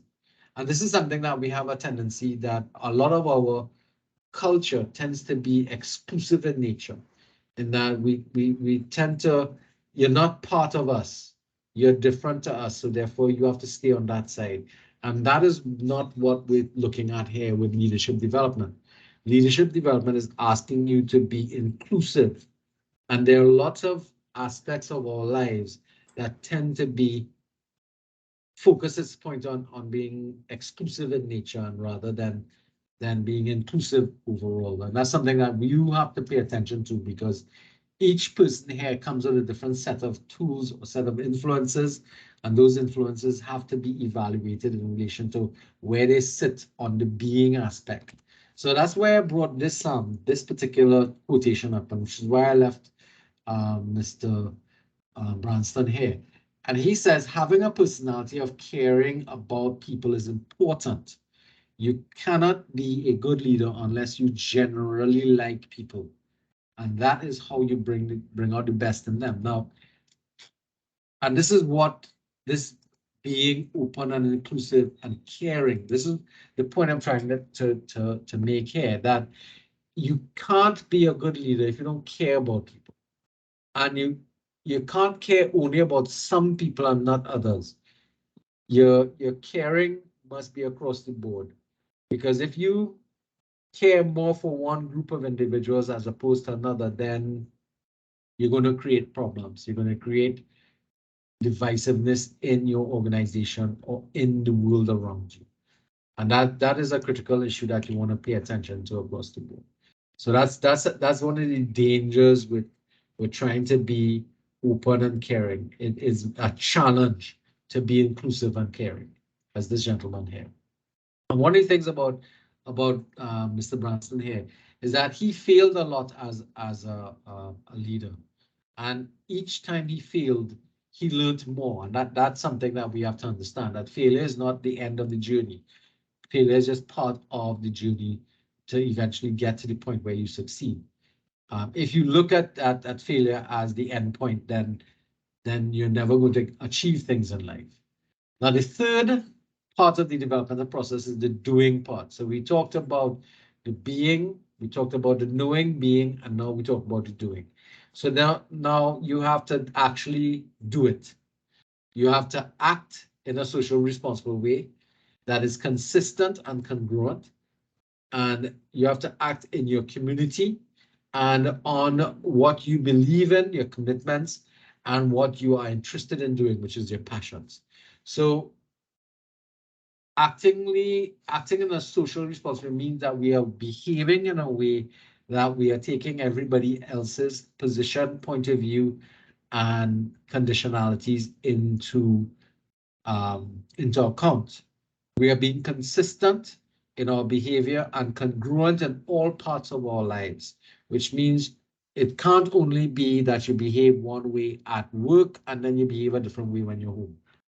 You got to be consistent across the board. All right. This is why we talk about it being consistent and congruent in your communities, on your commitments, which is your personal commitments and your personal passions. So it could be a whole host of things, but the idea is to be consistent and congruent across the board. That makes sense? Yes? Any questions there so far? We dealt with that. Corporate social responsibility. This is something that we always talk about, being socially responsible. When you look at it from a corporate point of view, what you're looking at is an organization being responsible to the society that it's living in? Is it doing things that is harming the society, or is it trying to make sure that it's minimizing the damage that it does? And it has to look at it from all aspects of its behavior, in setting their goals, both long-term and short-term, in their level of sincerity with their their stakeholders, in terms of how they behave in the marketplace. Are they being responsible individuals? What are their ethical values? Are they being sustainable in their thing? And this has to do with climate control, and that has to deal with how they're utilizing the scarce resources that they have. So when we talk about, a lot of firms talk about being socially responsible, but evaluate their behaviors and really look at whether or not they are actually being socially responsible, or they have that, because they have a whole division on it and things being things. All right, so although we identified these three things that we talked about here, the fact is that you can't just develop a cookie cutter approach to this. You just can't do, all right, so if you do A, B, and C, then you'll be a good leader. Nope, it don't work that way. All right. It is a long journey and it's a lifetime journey. It's one that's based upon the world around you, and you have to think. It's one that is going to impact upon how you think about things. All right. It's going to impinge upon your own personal philosophies of life and leadership, and it is going to force you to come to grips with your own personal core values. Because you can't fib about these things. You can't just, jump across and just look at it from that perspective. You have to be sincere when it comes to this. And even if you try to cover it up and pretend to be one thing, eventually those things will come up. All right, so in the developmental process, we speak to paradigms. The paradigms of hard work. Now, back in my days, we always talk about, if you want to achieve things in life, you have to put in all the hard work. All right, so yes, you have to put in hard work. But the paradigm that we're looking at here is working hard is all well and good. But instead of just working hard, we need to work smarter. And when we speak about working smarter, we talk about collectively smarter, reflectively smarter, and spiritually smarter. What does that mean? Collectively smarter. This is one of the reasons why the college uses so much group-based activities. And I know some people don't like it, but it's because when we get together as a group, we are bringing to bear on a problem, a situation, or a circumstance everybody's set of tools, everybody's set of perceptions. And we have to be open enough to listen effectively and be open to hearing other people's positions on something that we're working with. You can't only tackle it from your perception alone, especially if you are the kind of individual who sees yourself as being, super important. And as a leader, if you're in a situation as being a leader, and you don't listen to the input of other people in your group, then you are not behaving in a collectively smarter way. Because collectively, you're going to bring more years of experience to bear on a problem than if you try to deal with something on your own. All right, reflectively smarter. This speaks to the need for you to engage in reflection from time and time again so that you can deepen your understanding of what is taking place and working towards finding that solution. if you don't reflect on things on a regular basis, you're not really you're not bringing it to bear. So therefore, your decision making is not going to be benefiting from the reflections that you should be making in your life and that type of stuff. Now, spiritually smarter has nothing to do with religion, but it's about your principles and values. Now, a lot of our principles and values come from our religions, and it is primarily going to be those principles that you grew up with and has become part and parcel of you. And where you can actually see your own personal spiritual values coming up would be when things are going badly. That's when you're going to see in the people around you and yourself what are the basic principles you're going to be looking at. So when things go bad, if you're very selfish and hostile, then that is who you are. Because when things go bad, when you behave in that manner, you're hasty, you're argumentative, and you only care about your own satisfaction and everybody else could go to hell, that is who you are. Because when things are at their worst, you're going to focus on the things that are closest to you and mean the most to you. That's something that you have to go through and reflect on your own behavior, because being spiritually smarter means that you need to be aware of those values and beliefs and principles that you hold there. Because when it comes to the crunch, when you have difficult times facing you, those are the principles that will rule your behavior and rule your activities across the board. So it's something I want to pay attention to. All right, now, what are paradigms? Paradigms are the way we look at things. And the question here is your current paradigm in leadership. Now, this is something you could write about in your leadership evaluation. So you could think and try and remember this. So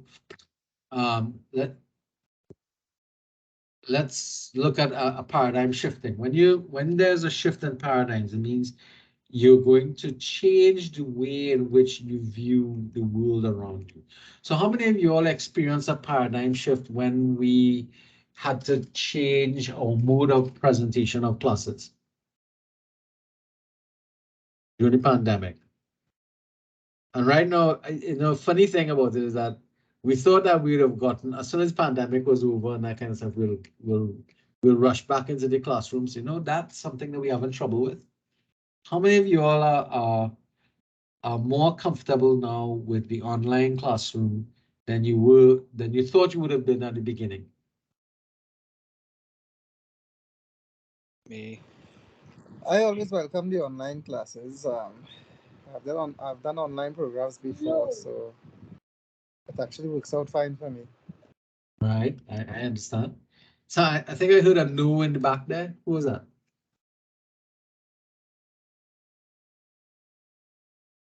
I'll tell her because I can't see the chat group.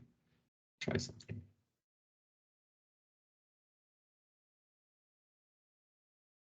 This might help. All right. So I'll try to see if I can catch up on those people who are making comments and not hearing me. All right. So paradigm shifting is something that you have to look at in terms of when we keep on trying to approach a problem with the same techniques and we're not getting the results we want, then we need to change our thinking. Because if we don't, then what's going to end up happening is we're going to keep on getting the same outcomes. And that is sort of like the definition of insanity, right? So if you keep on doing the same thing over and over and expect a different result, then you're literally wasting your time. All right, so these are some paradigm shifts here. Leadership is not something as a leader possesses, sorry, as so much as a process that involves followership. And followership is really leadership in action among people. So there's a term that comes up there, followership. When you first came across this idea of followership, how many of you all can identify with this concept of followership? And here we have the types of follower types. You'll understand this. If you think about this from a group perspective, follower types are the people that's in your group.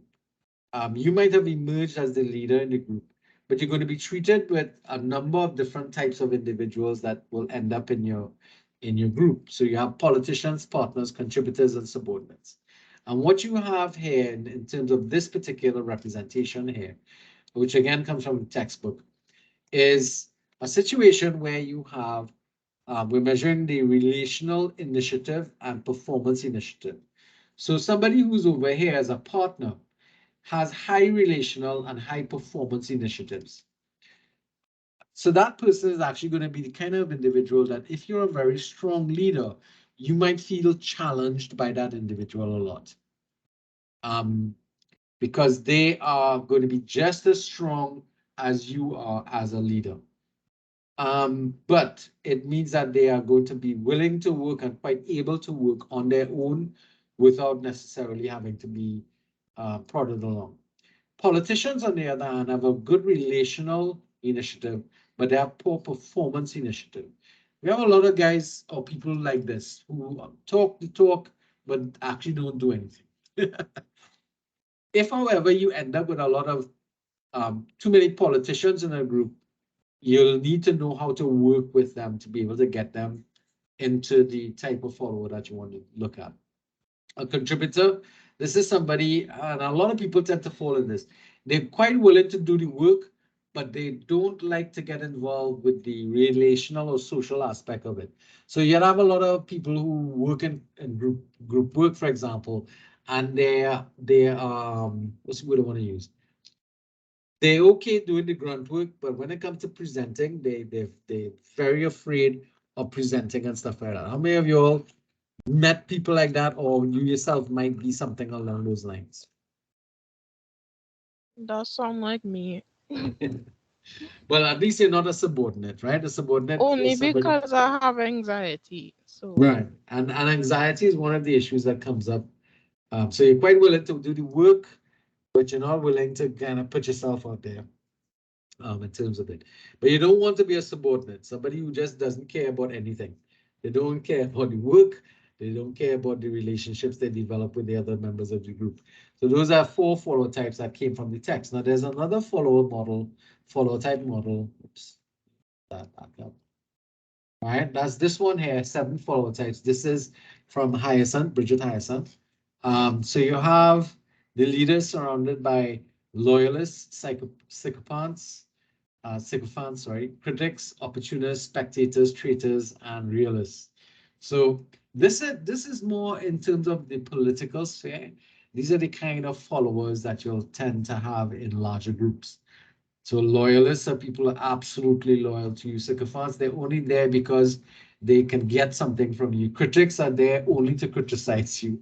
Opportunists are there only because you've created an opportunity for them to benefit. Spectators are there just to watch and see you fail. Traitors are there because they're selling you out to somebody else. And realists are there because they are standoffish. They may not buy or drink the Kool-Aid, so to speak. All right. Who now the objective of the leader is to understand that these are the different types of individuals who become followers in organizations and in various elements of society. And you need to know how to work with these individuals, how to get the best out of them for everybody to benefit. And that's something that you have to pay attention to a lot, because it takes a lot of work from a leader to be able to manipulate, but not only manipulate, but to motivate people to forget about being only a psychopath, a what do you call it again? A sycophant, sorry, and moving into a different area. That's because sometimes some people perceive that's the only reason why they get involved with things. Any of you all are members of groups besides school? You all into social activities at all? No, actually, just weekend I was thinking about looking for some kind of social group to join in. I haven't been a part of any external group for a while. For a while, right? Yeah, well, I mean, depending upon how busy you are, it becomes problematic, but you're probably already involved, well, you have the college environment you're involved with, your work environment, and possibly your immediate family. So those are three different environments you're working with at this point in time. Bringing in a third or, sorry, a fourth or fifth might be more difficult than you think, especially given the time frames that you're working with. But that's something that nobody else is a member for, like a youth group or some sort of outreach program or something like that. No? Yeah, I am in a youth group. I'm in a lot of groups at church and the IVCF club for Costa. All right, that's important because those things are the beginning of networking that you start to develop over time. But it does require some commitment into working with them.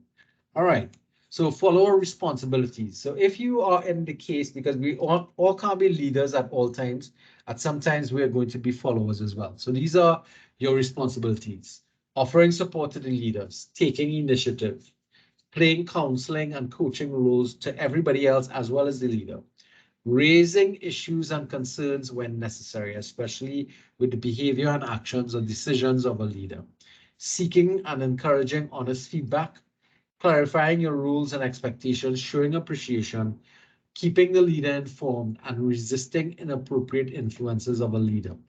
Now, not a lot of these things. Sometimes leaders don't appreciate all of these responsibilities that we're talking about here. They find they like the support, they like you taking initiative.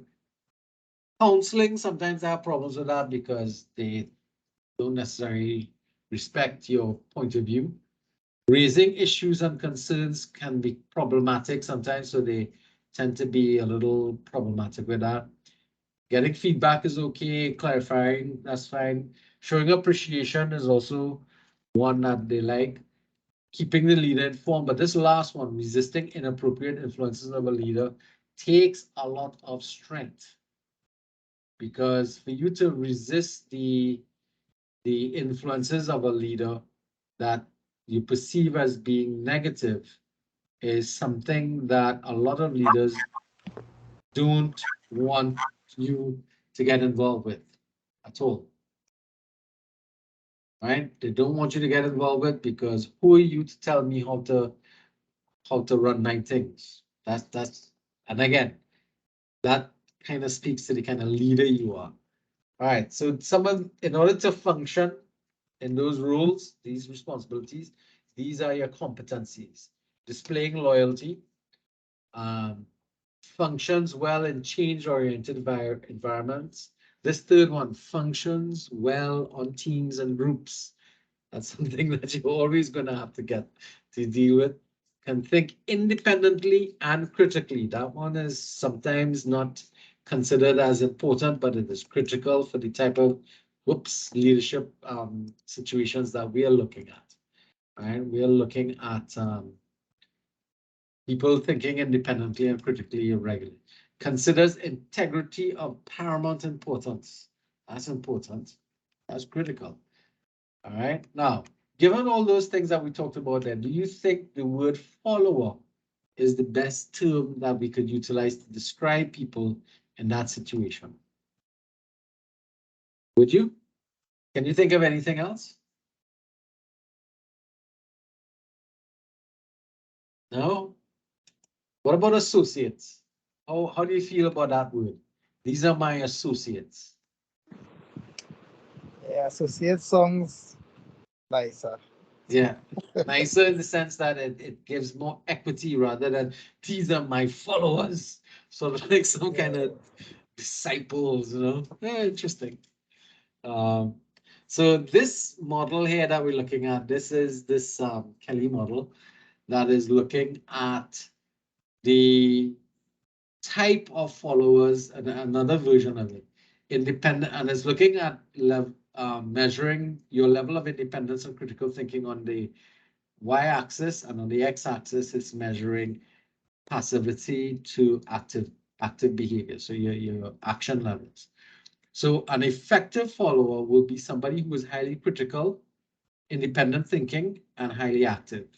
That's this area here. They tend to challenge leadership.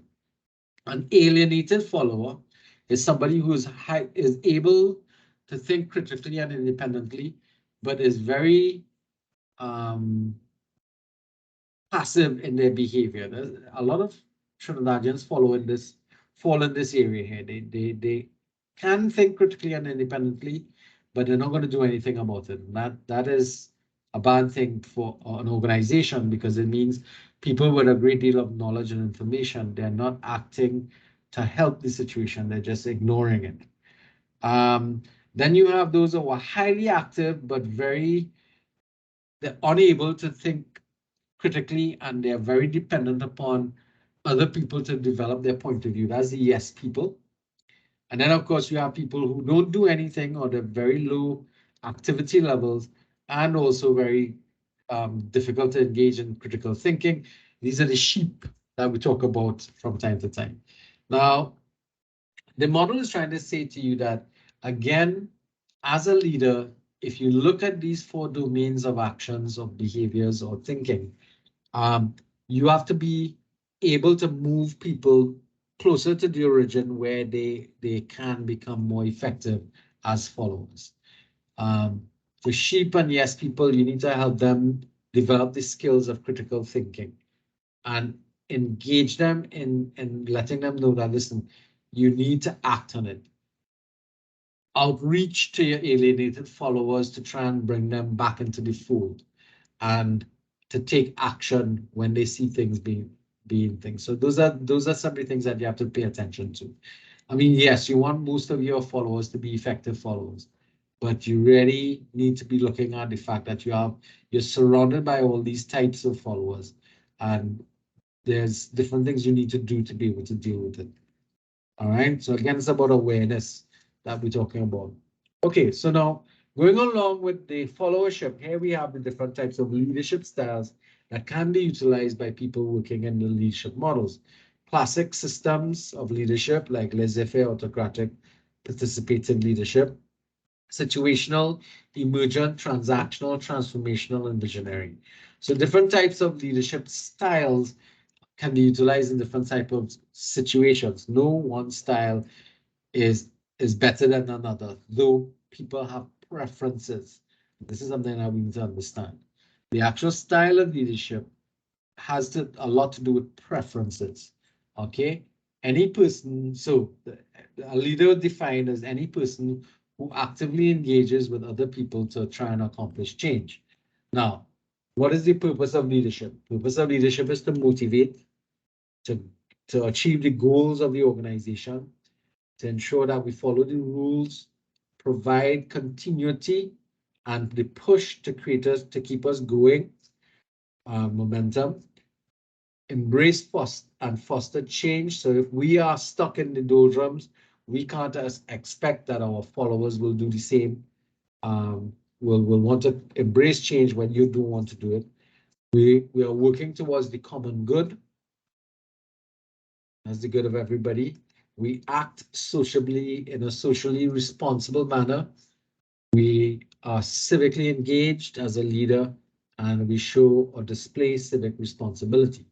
We'll get into a little more detail about those things. Social responsibility in particular is a personal commitment to the well-being of people, the world around us, and doing the best for the good. Can you think of any actions that are socially responsible that you take on a regular basis? Can you think of anything that you do that is socially responsible that you've taken it upon yourself? Do you clean up your yard around your home? Yeah. Yeah. What do you think that's a fact? That's a behavior that we can say is socially responsible? Yeah. Right. Why? Why, Mr. Charles? Because when you don't clean your yard and mosquitoes come and There you go. They come and they pollute things that go on that affect other people in the community. Correct. Yes, and it begins to affect everybody across the board. So small things like that makes us social. What about civic engagement? It's defined as a heightened sense of responsibility for all communities, your work, your social, your family, community, etc., etc. All right, so let's look at some actions here. Civic engagement refers to civic action, civic commitment, civic skills, and social cohesion. So civic action, participating in activities such as volunteering, self-learning, or to better help the community. How many of you all take part in volunteering?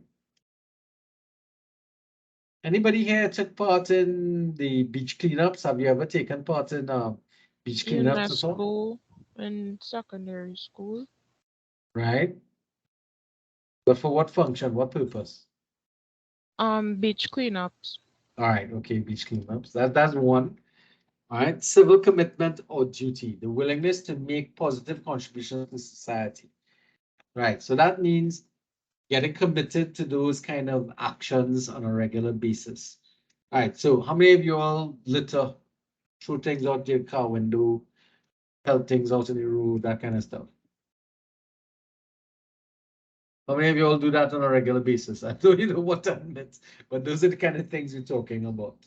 Right? Not just looking after your yard, but also looking at your behavior as you move around society, regardless of if you live in the area or not. All right. Developing a sense of social cohesion, which is a sense of reciprocity, trust, and bonding to others. So, we do inherently trust our neighbors, and what we expect from them, we should be willing to give to them. That's reciprocity. And if they do something that benefits you, you also show some appreciation by doing things that will benefit them. All right, or apologizing for things that you've done while putting them in some form of dislocation during that period. So these are some of the kind of things that you want to look at when we look at things. Civic responsibility, sense of personal responsibility. Individuals should feel to uphold their obligations as part of any community. So how many of you all voted last time? I kind of stayed away from voting because I think that makes no sense in Trinidad. Really? Okay. Well, I guess it made Ben. How many of you all make sure you pay the correct amount of taxes? There you go. These No are comments. things. These are things that too fall young into. for this class. Sorry? No, I just every time you bring up something about adulting, I lost because I haven't done any of those things yet. All right. So did you go to school? Yeah. Well, that's one. That's one of your duties as a citizen is to attend school and learn. Right? As a young person, yes, that's one of the things that we should engage in. As you get older, there are other things. Jury duty, obeying. Well, all of us should be obeying the law, regardless of our age. Yes? Yes. Yeah. Yeah. How many of obey the us law. obey the law? So I want to ask a question of those of you here who drive. Do you always drive at the speed limit? Yes, sir. Yeah, right. Now, sir, what are you trying to get me to admit to here? I'm not trying to get you to admit to, I'm trying to get you to start to think. Being socially responsible, being civically responsible means these things. And I'm saying to you that we don't have service in the military. We do have community service. We talked about voting, displaying patriotism. These are things that are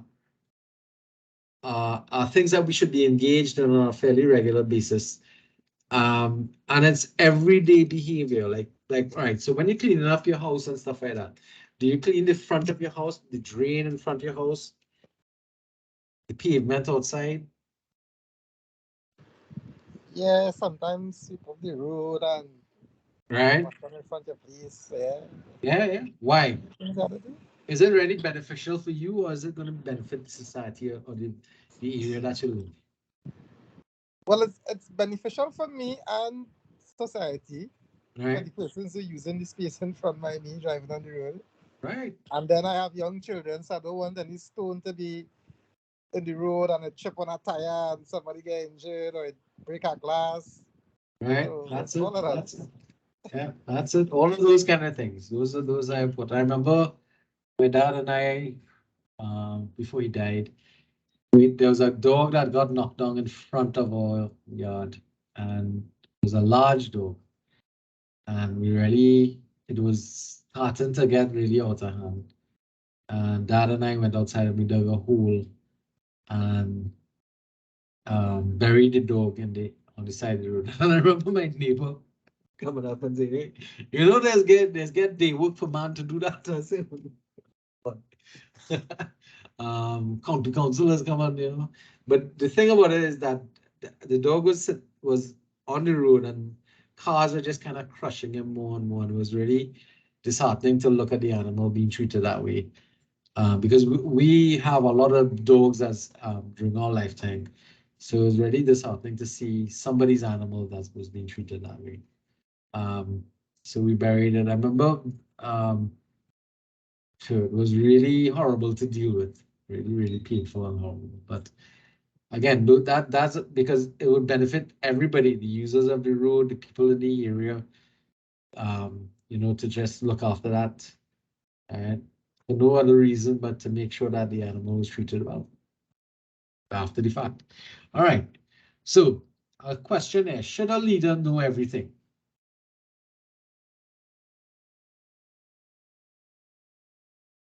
Not necessarily. That would be impossible. They should know as Exactly. much as they can, but Right. can't know So, everything. right. And there are some leaders who will not let you know if they don't know something, because a lot of leaders perceive it as a form of weakness. And that's dangerous because you run into a situation where you're going to lie. And when you lie, you're creating some serious problems for yourself in the future. All right. So remember that you don't need to know everything, but you need to know your limits. And you need to be open to the fact that if I don't know, I need to learn. So that's where we bring up the whole concept of being open to learning. All right. Which then brings us to the whole concept of creating a learning environment for everybody. So learning environments are important, and it is critical because if you create an environment where making mistakes and learning on the job is zero tolerance for that, then you're going to be in a situation where you're going to be kind of very oppressive information. So the idea is that everybody, including the leader, needs to make sure that the environment is open to learning, making mistakes, and sharing knowledge. A lot of the older thinking about leadership is that you hide when you don't know, you don't share knowledge because knowledge is power, and you keep those things independent from each other. And that is a poor way to look at things. But for a long, long time, um, withholding knowledge was seen as one of the best ways to controlling people. And that's something that we need to think about from a newer perspective. Everybody has to be willing to learn. All right, so this brings us to this model here. This is the model from the text itself that describes the learning process. Your focus, your will, your capacity, and the intersection of all three is what you can do. If you're focused on something and you're willing to do it, that's what you want to do. Your will and your capacity or your capability, that's what you can do or could do, sorry. But your focus and your capacity, that's what you can do. So you have all three of these areas here to be able to get to. There's another model here I will look at, this kind of circular model where you start with conceptualizing something, applying it, taking that experience, reflecting upon it, making critical decisions about it and coming back again. And if necessary, going out to the existing theory, making a change and coming back into the process. Now, some of you all may have come across this as the scientific method. You all know that method of how theories become start as hypotheses, you're tested, and then they're retested and so on. You're all familiar with that, right? Yes, sir. Right? So this model here is one of the models that kind of looks upon that. You start from one point, you think about it, you do it, which is the concrete behavior. You reflect on what you've done, and then you make changes based upon your reflections and the experience, and you kind of continue the process over and over again until you start to become better and better at a particular job. All right. So the most effective organizations and communities are learning environments in which learning is ongoing, constant, pervasive, and valued.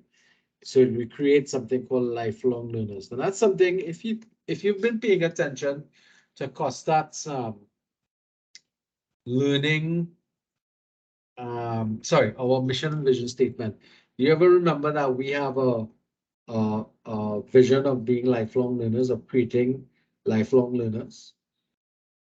You're familiar with that in the Costat vision and mission statements?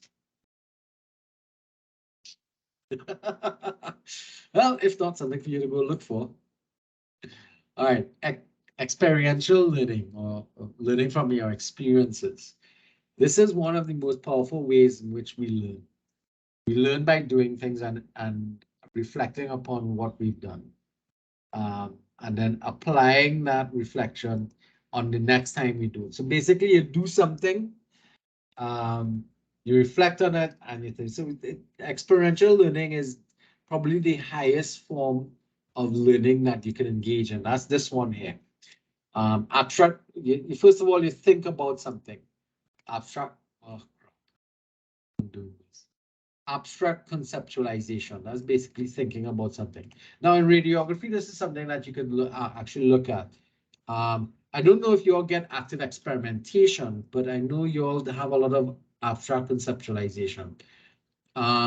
Active experimentation in the nursing college, they actually had a lot of those the models, you know, I don't know if you're familiar with it,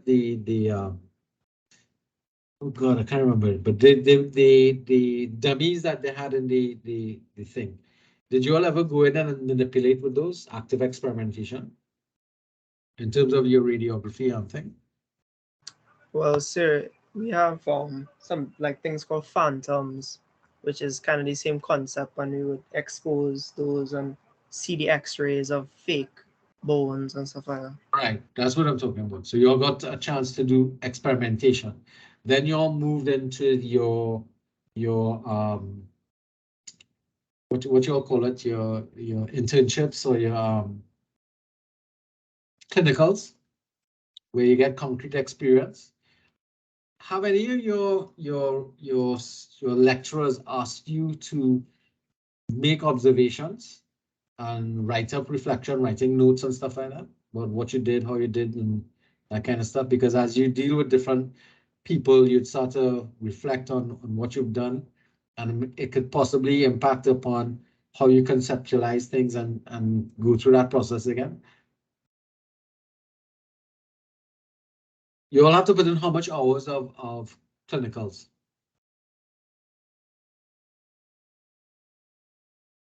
I genuinely don't know it anymore.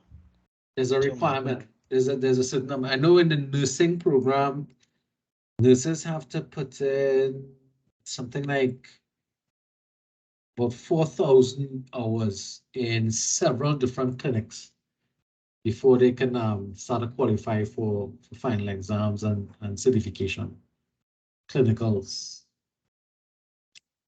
This is especially in that, but in all fields, the action and reflection element, the concrete experience abstraction, that is a very important part and parcel of learning across the board. All right. So we kind of come to the end. Leadership is a role open to anybody. Everybody can be leaders. but you just have to be willing to, you know, engage in the material and start to work with it. And I want to invite you all to, you know, look at this last quotation. Leadership is not the privilege of the few. Everybody can be a leader, and we should be leaders. All right. Like when I march with the penguins there. All right. Any questions on this here before we kind of wrap it up? Did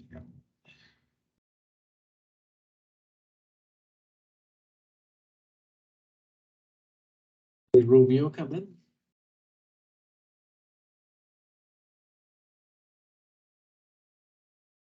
To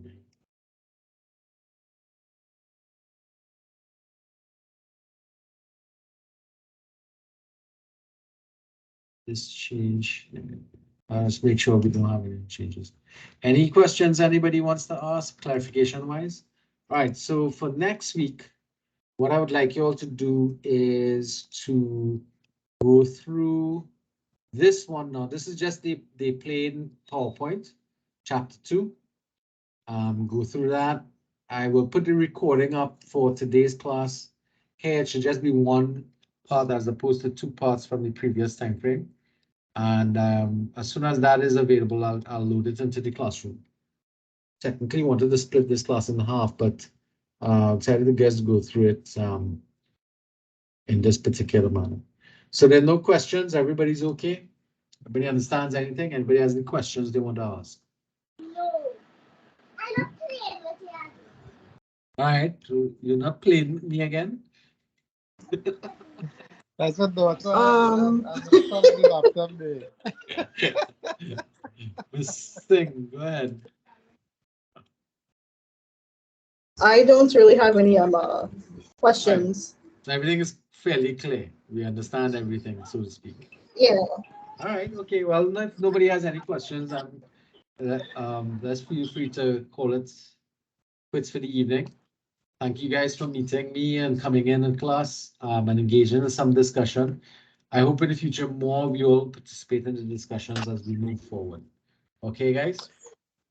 Yes, sir. Yes, sir. Have a good evening, and it was a wonderful class. All right, Yeah. guys. Thank you very much. It was a good class. Bye, All sir. right. Thank you for the feedback. Appreciate it. Good Bye, night, sir. guys. Get home safely. Don't get too wet, guys. Bye, sir. Bye, everyone. Bye-bye. Bye-bye. Bye. Bye. Bye.